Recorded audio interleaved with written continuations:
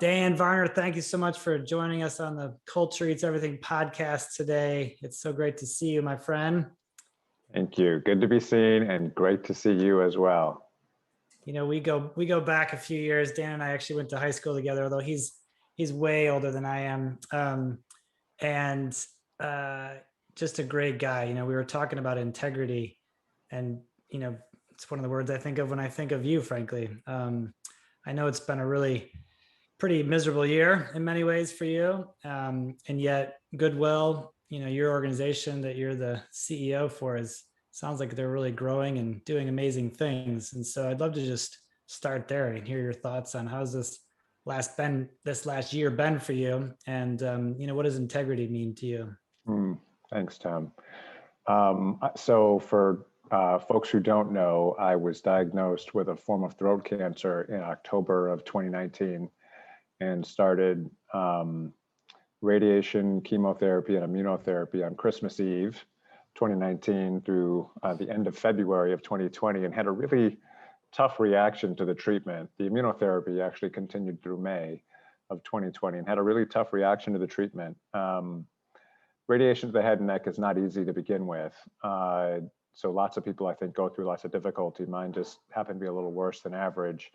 And I lost about a third of my body weight and really struggled for really 7-8 months to eat.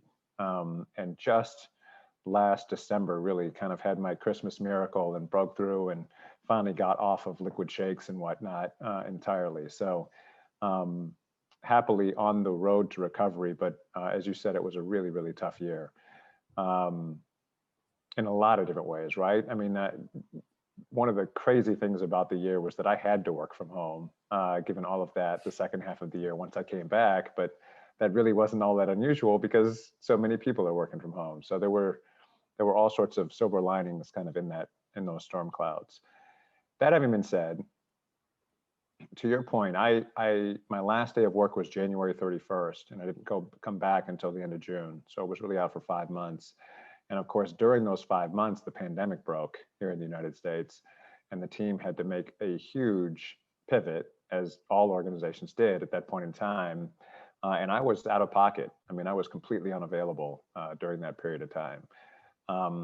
One of the things that makes me just incredibly proud of the organization that we've continued to build at Goodwill. It's been around 100 years. So I think, I can only take very little credit for what's been done. But one of the great things with the organization pivoted so effectively and the executive team handled all that without me being there. I think we all get theoretically that we're disposable and that the world will carry on without us and whatnot. And I got a firsthand glimpse of that. The team did a great job without me. We talk at the organization, sort of your second point, about we have 4 core values. One is integrity. I'll just give you the 2 that are relevant to this conversation. The second is dignity and respect. And for us, integrity means 2 things. It means, one, that we'll be transparent, like honest. And the second really is more like probity, meaning we will behave in ways that are consistent with what we say is important, right? So our word and our actions will align.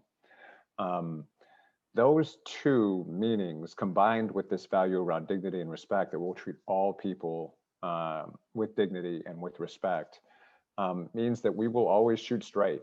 And one of the things that the organization did while I was out was just absolutely shot straight with every employee at the organization about what was going on and decisions that were being made and the impact on all of them. With trainees the same way. And it was just a fabulous manifestation of our values in action. It was beautiful to see, beautiful. Yeah, and you're so humble and not taking any credit for it. And yet that was your team that stepped up to the plate, in your absence and delivered during your hardest days. And I'll never forget, frankly, for my whole life, the emails that I was getting from you that you were sending out, I'm sure to hundreds of people about updates. And, reading these, I left inspired, and yet knowing that you were absolutely and totally miserable. Like I couldn't probably even comprehend a half of it. And yet you found the time to share in such a way about your journey through this cancer that actually left me, and I'm sure hundreds of other people, inspired. So I'm curious, what was behind that? How did you do that? Hmm. That's a great question. I suppose, well, a few things come to mind. One is, and I've shared this with you, one of the things that got me through it in the toughest days, and like, so folks should know I ended up in the hospital for a week. I lost a third of my body weight. I was not a big guy to begin with. And I got down to 138 pounds on a 5'11" frame. Like I was, skin and bones. I was a former college athlete. So like that was not, what I was used to at all. And, really struggled with energy. Just, I was in really, really bad shape for a while. And one of the things that got me through that were my friends. So family, friends rallied around me. And we all have stories like that, but I remember realizing at some point, and there are a lot of foggy days. I don't have a great memory of about 2 or 3 months in there. I was on very heavy painkillers, morphine, and that kind of thing, multiple times a day. So my memory is not great, but at some point I remember realizing that every day of the journey, a friend, somebody had reached out personally to me, phone call, text, email, a handwritten note. Every day I had been contacted by somebody who loved me and who wanted me to know that they were cheering me on. So part of it was like, I just want to let all of you know how I'm doing, um, and then I'm fighting, like I'm gonna make it. I'll be all right. And because you were showing me such amazing love, and that was so important. Like one of my big fears, I think, going into it, I wasn't able to articulate at the time, I think, but in hindsight, I realized was that you worry about the world moving on without you. Like you just kind of disappear. And you just worry that people will forget you and, like everyone will just move on without you. And it was so heartening. It was so moving, inspiring, really, to have people like not forget me. You know what I mean? Um, uh, like evidence that they loved me enough to take some time out of their busy days to drop me a note or shoot me a text or take a phone call or whatever it was. And most of the time I didn't even answer the phone, right? But they would leave me like a beautiful voicemail that said, hey, I'm just thinking about you and praying for you and love you and, hope it's going okay. And so I wanted to reciprocate, as much as I could. Of course, I wanted to keep people informed. There's a third thing, and that was that the cancer I was diagnosed with is actually caused by a virus. It's HPV related, which is a virus that almost all of us get in our teenage years. And now kids are thankfully vaccinated against it. And so for all the listeners, make sure your kids have had their HPV vaccines. They typically are given in their kind of preteen years.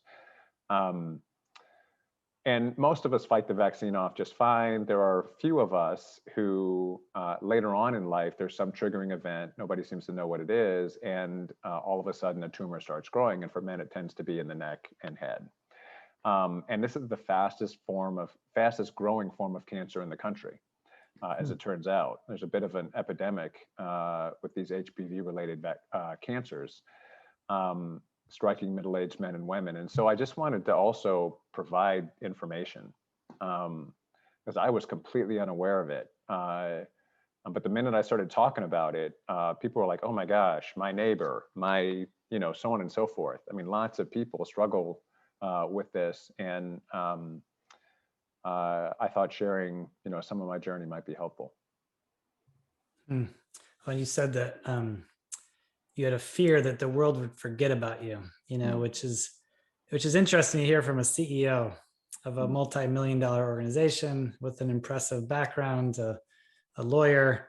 We think of the CEOs, I think, as a society, as these superheroes that are partially human, and yet here you are willing to be that open, being that real about your own set of fears. And I think it's such a great lesson for all of us, especially an aspiring CEO out there, that Dan Varner is just another human being like the rest of us. Absolutely. Yeah, my feet stink just like everybody else's. Yeah, and to your point, carry fears just like everybody else's. I literally had a call with a member of my executive team earlier today, where he shared, to his credit, he's the CEO of one of our subsidiaries, shared to his credit that he's worried about not looking bad. He's worried about what people think, right? And of course, like, that cannot be the fundamental driver for you. If you're going to lead effectively, you have to ultimately be willing to set that aside and sometimes not look good. And so we had a great conversation about, and he knows all that, but he was willing to be vulnerable with me in this conversation and share that. So to your point, we are all, every one of us, 100% human. And that means, all of us carry feelings and have fears and are afraid, frankly, of being vulnerable, of being missed.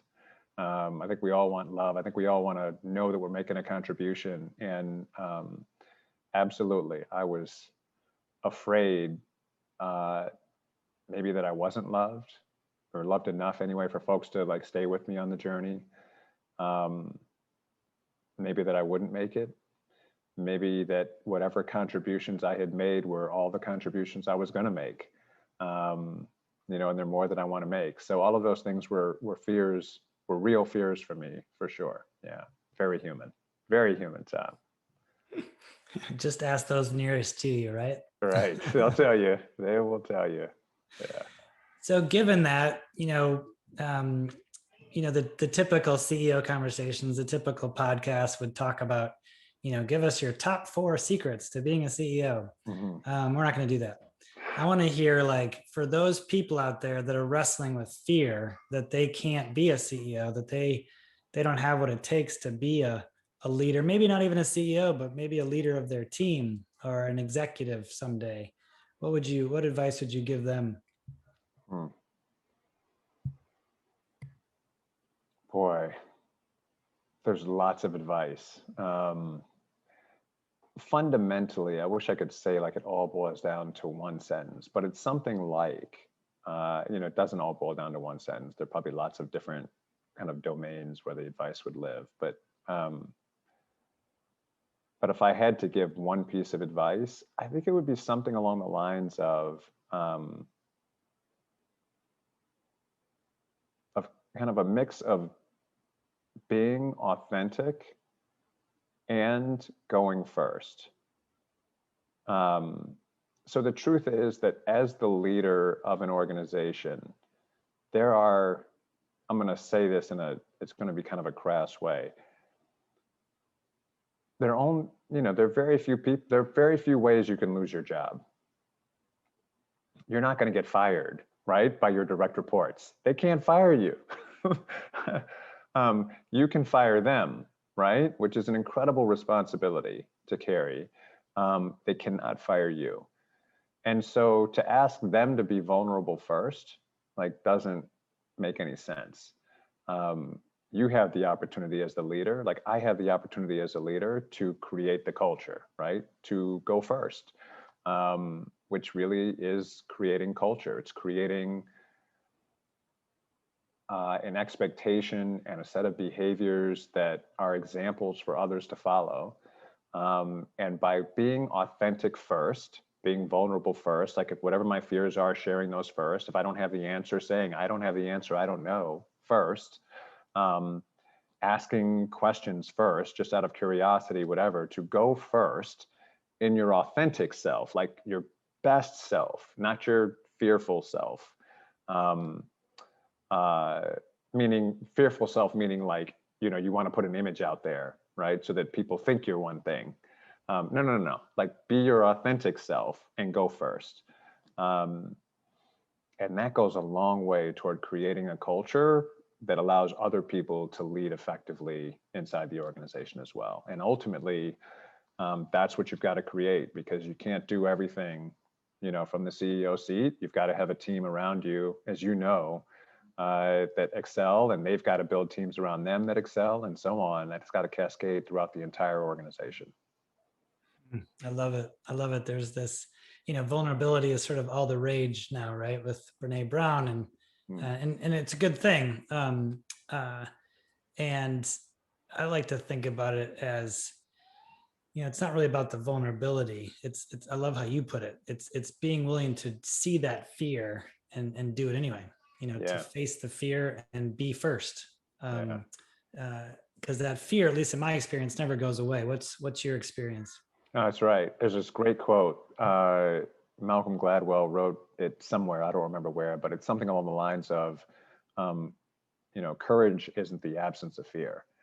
Like, courage comes from the experience of having faced the fear and realizing that the fear isn't, that whatever it was you were afraid of isn't so bad, because you went ahead and did it anyway, right? Um, and so, yeah, that's what it is. It's just about facing the fear and trying it anyway, right? Because the fear is all in your head. I mean, that's the only place it exists. You literally can't point to it anywhere in the world, right? That's where it is. Um, so you just have to get out of your head and go for it. Try it. And as I said, here's the thing, the ultimate irony, there's very little risk to doing so, because they can't fire you, right? And there's huge upside gain, because you begin to create a culture where people can speak their truth, like whatever that truth is, right? And we're talking in abstract terms right now, but this shows up in really practical ways when you're running an organization, or leading an organization, or what have you. There are things that you've got to get done, projects that have to be completed, and you need people to be honest about the state of that project, or what's not getting done, or what's in the way, or what they don't understand, or whatever it is, right? And the only way you can create that is to be honest yourself about what's not getting done, where you're confused, what's in your way, so on and so forth. Yeah, yeah. You got to start with reality, Yeah. and then you can make progress towards the future. I remember hearing from, I think it was Jim, uh, uh, Good to Great, Jim Collins. I Collins. think he Yeah. talked about the Stockdale paradox, and Uh, this general in Vietnam yeah. who, his name was Stockdale, and he literally, the reason he survived, I think 5 or 6 years in POW, just horrendous situation, is that he was constantly looking at the current reality, the misery of the day, and not pretending like it didn't exist. But he was also looking to the future and saying, Right. but there's a better day ahead. He said Yeah. the people that didn't make it were either did one of those and not both. They got overwhelmed by the current reality and the current situation, and it just killed them, or they were so hopeful that they would be getting out, they would be rescued, just one more month, or next Christmas, Right. and those are the folks that didn't make it. And Yeah. it's not either or, it's how do you do both? Yeah. Yeah. We haven't even talked about that second part too, but you do have to have a compelling vision for the future, right? Like, something that you're trying to grow toward. Remember when I was sick, I um, literally had pictures and numbers up on, I actually framed them at some point, up next to the mirror in my bathroom. 176 was the number, because that was the weight that I was going to get back to. And so I could look at the mirror and I could see where I was at 138, right? Not pretty. And I could look at that number right to the side, 176, and that's what I'm going to get to. Like, you got to have both. You got to have both. Mhm. So what is the future? This is St. Patrick's Day 2021. Where's your green, Dan, by the way? Yeah, I got to fix that.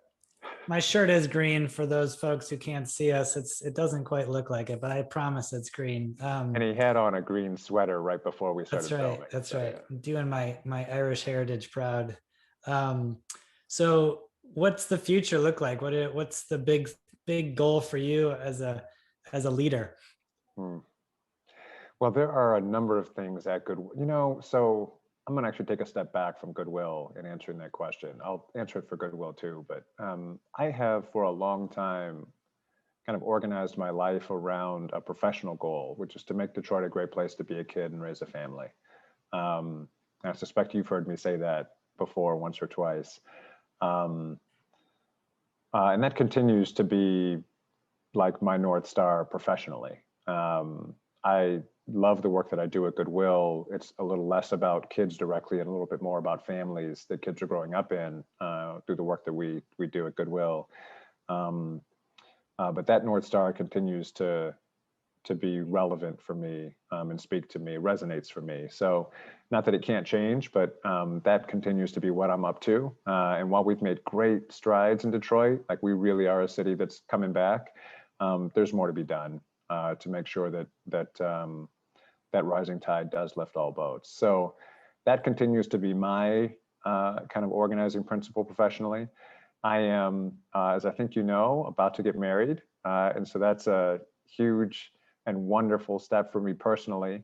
And I am committed, this also kind of coming out of, not that I wasn't before, but coming off of this journey, truly committed to being the best father and best husband that I can possibly be. And then for Goodwill, a number of things. The biggest thing, maybe two biggest things that we have going on are we have been on a journey to improve the performance of our social enterprises. Goodwill really is the original social enterprise. We run these businesses and we like to generate margin through the businesses and use those businesses to provide job training and workforce development opportunities for folks, both short-term and long-term. And so we've been growing them and strengthening them and improving the performance of them. That's all very abstract, but our stores are now profitable. We have added a higher level of mission integration. So we've got a number of folks living with intellectual and developmental disabilities now working in warehouse positions, for example, in our store operation. Goodwill's Greenworks, which is a subsidiary that does industrial recycling and asset recovery, really is the #1 workplace in the city for returning citizens. So folks who have been justice involved, trying to get their lives on track, need somebody to vouch for them, need some work experience on their resume. Greenworks is the place to go. I'm so proud of the work that we've done there. We've launched an employee development center to actually help folks with literacy and math skills and some of the educational remediation that's necessary. And then Goodwill Integrated Solutions, which is our big assembly and kitting business. More work to be done there on the financial turnaround, but continue to see really strong improvements in the diversification. We're trying to not exit automotive at all, but to diversify and add some other industries that we're active in. And then the big thing for us from a mission perspective is to do more occupational training. We've been wonderful at the wraparound services and kind of meeting all of the non-occupation specific needs that people have that keep them from getting jobs or retaining jobs. But we also want to train them in the actual occupational skills they need to be a carpenter or a plumber or electrician or a welder or whatever it happens to be. So we are pushing towards some exciting new partnerships in that domain and hoping that we can actually train the next generation of skilled tradesmen and skilled tradeswomen in the city and in the region. Well, it's really too bad that you're not terribly passionate about this stuff, Dan. You know? I love what I'm doing, I have to say. And maybe that's the other piece of advice for young, like aspiring leaders. Do what you love. Do what you love, right? It's got to get you up in the morning jazzed. And if it's a drain, if at the end of the day, you don't want anything more to do with it, then it's not the right thing, not the right thing for you. I remember that advice when we were young, right? And it seemed pretty trite and kind of BS, frankly, as a young kid. But it's just true, right? It's why it keeps getting repeated over the ages. And I think there's some confusion out there around what that really means. What additional insight would you provide here around do what you love so that people can actually make sense of it? One thing for sure I want to get out, because you and I are both examples of this. You're an engineer by training. I'm an attorney by training. Like neither one of us is in engineering or in law at this stage of our career. And so what I want to say is like you figure this out by experimenting, right? By trying things. And you can't be afraid of acknowledging kind of when you don't love something. I think is kind of an important, I had a professor in college who said that, you know, most people spend their whole lives trying to figure out what they want to do. Um, uh, and he was, you know, his whole point was that he was really fortunate because he figured it out early. And so he was able to make a career out of teaching English for decades. And he loved what he did. And you could tell, best professor I've ever had, you could tell he loved what he did. So one is kind of, you can't be afraid of other people's expectations. Like you make an investment in something, you've got a degree, you've got to trust that you're going to be able to translate that degree into some other field. Like don't get stuck. I think like, because if you're stuck, you have made yourself stuck. Like you are free to go, like try the next thing, whatever that is, one. And the second thing I would say really quickly is you got to get coaching along the way. Like this isn't, it's not a, you know, do what you love can sometimes show up for people as like a, you know, be free, like, you know, no, like you've got real responsibilities. You know, you're married, you got kids, you got a mortgage payment, whatever it is, like you got to live up, you have to keep your word around those things. And in order then to make these transitions, you really do, I think, benefit. I benefited quite a bit from seeking out the counsel of others. Like, so, hey, you made that transition. How did you do it? Like, just walk me through it, right? Help me understand some of the processes that I need to go through in order to get where you got. Hmm. This is funny because it's like a little paid commercial for what Brad and I do, right? Because Dan just dropped this little brought to you by Phoenix Performance Partners, who provide coaching for executives. Yes, yes. And by the way, like I am a huge believer, as you know, in coaching, right? And quick, I actually will put a plug in for Phoenix Performance Partners. Tom knows this. I have avoided multiracial conversations about racial equity for a decade. And have long felt like, you know, they're done frequently very poorly and leave white folk freshly defensive and people of color freshly hurt. And I am pleased to report that I finally got over myself and jumped in again, largely because I trust Brad and Tom at Phoenix Performance Partners. And so I'm going through one that they are leading currently, and I'm having a great experience. So coaching matters, and good coaching is great. Mm-hmm. Well, thank you. I appreciate that, Dan. Yeah. And you're part of our interchange program, which is our sort of CEO gathering of folks from across the country, different industries, very intentionally industry diverse, to bring CEOs, school superintendents together to talk about some of these big issues. You know, a chance to talk about working on the business versus working in the business, which, you know, we don't often give ourselves the space for. And so I will encourage folks who are listening, if you're not in a group like that, you know, if you're not in some peer group where you can learn from people who are in a similar position or maybe even a similar industry, go do that immediately, because that will pay off for a lifetime. Frankly, That's right. It's an investment in your future. That's right. So we got a few more minutes left, and I always like to, you know, ask folks for a book recommendation, or books if you have them. So maybe we could throw that in the mix, and then we'll maybe wrap up with a question or two more. Boy, I'm going to go with. You told me that this was going to be one of the questions. I now remember that, and I was like, I didn't do my homework, and like I should have gone through my reading list and really found the one that I really want to share. So I will. Well, I'm going to give you two really quickly. One is something called "Please Understand Me Too." Now, this is by David Keirsey, Keirsey. Keirsey did his own work with Myers-Briggs Temperament Indicator, and I just found his work to be compelling and intuitive enough that I've been able to use it. It really opened up a whole new window into managing my team. Like I'm careful not to put people in a box and put the lid on the box, but it's lovely to have a framework that helps me quickly understand where their strengths might be and where their weaknesses might be based on some general principles. And so Kiersey's work was definitely transformative for me. And then the second one, from a work perspective, that I read recently is a book called The Effective Executive, by Peter Drucker, who is, one of the management gurus. It is old. It was written in the 60s. I think it's probably offensive. He talks about work as though men are the only people who do work. But he also talks about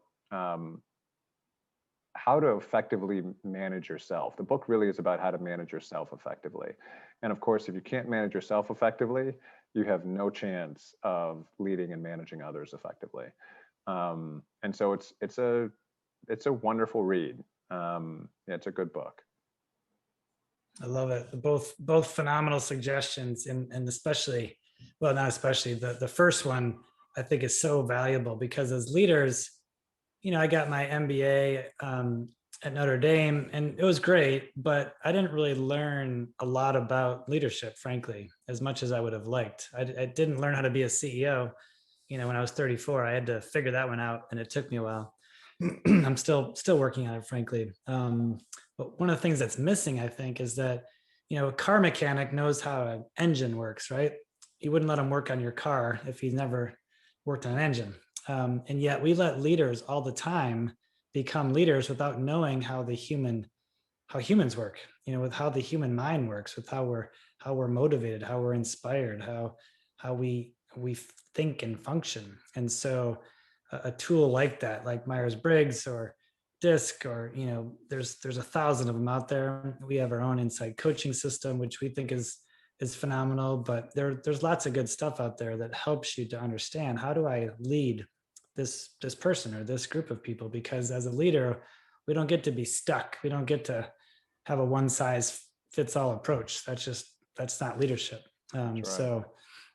All right. So let's see. We'll make a fun question here at the end, Dan. Just All a right. nice light one for you. This podcast could be around for generations, right? No pressure. So what would you like to say to your great grandkids? Wow. Oh, something like love wins.